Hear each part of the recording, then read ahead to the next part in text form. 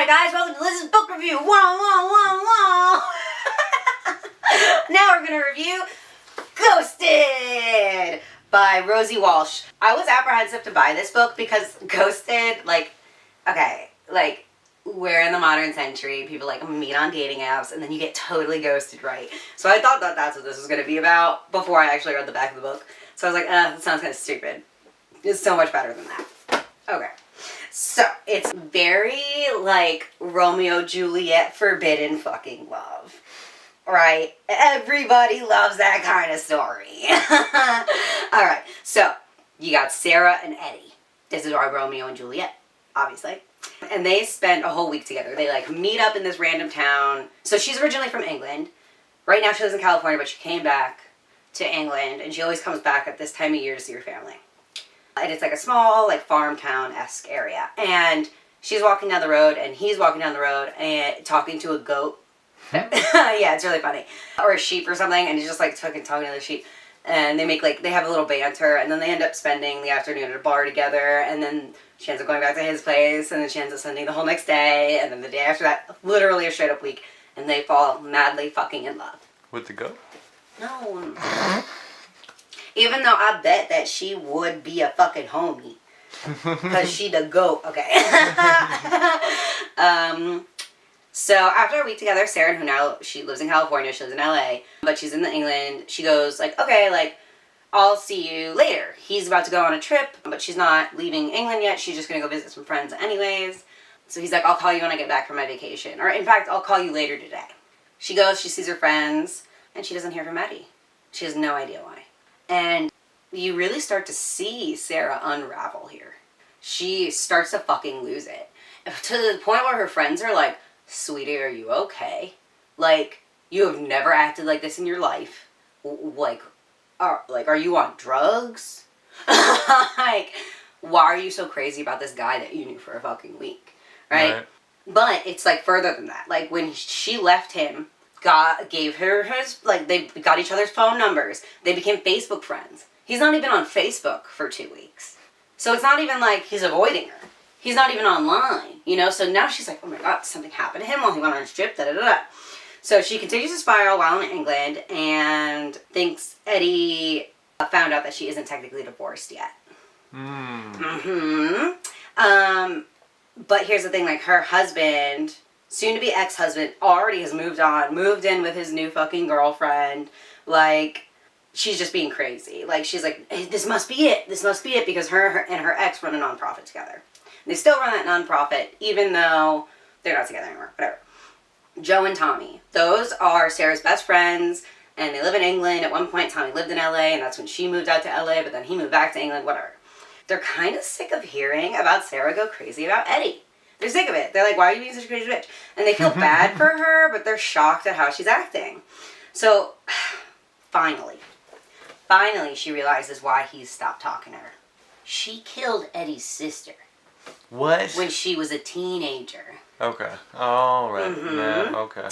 So, her little sister was best friends with this other girl. And Alex. And her little sister and Alex were in this rebellious phase. And Sarah's shitty boyfriend comes by and is like, let's go for a ride, girls, And Sarah's like, no. But Sarah's sister gets in the car anyways. And then he takes off. So then Alex makes Sarah get in her car and they're following her shitty boyfriend. And he's driving really recklessly. Right. She's just trying to keep up. But she's not really sure what to do. She crashes. And it kills Alex. I know!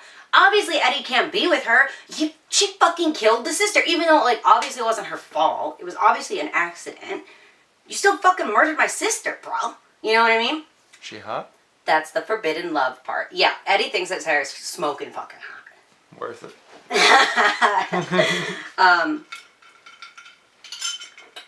Fast forward. Sarah's pregnant. And guess by who? Eddie.